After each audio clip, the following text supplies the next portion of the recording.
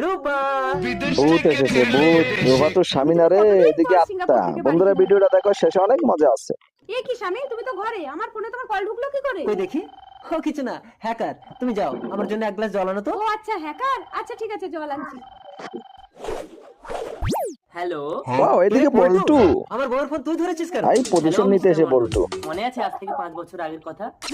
তোমাকে ছাড়া আমি বাঁচবো না রূপা।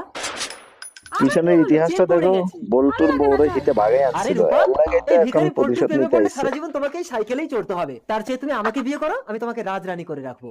তাই চলো, তোমাকেই বিয়ে করবো। আরে মেয়েদের লোভী, আমাকে ছেড়ে যেও না গরিব রূপা। বলে তারা ছাইরা চলে গেল পয়সার লোভে। তোমার জন্য আজ আমি ভিখারি হলাম, আজ তুমি আমাকে ছেড়ে চলে যাচ্ছ রূপা। এই জীবন আমি রাখবো না।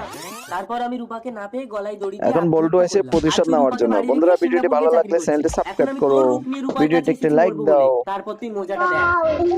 আমাকে, আমি জল।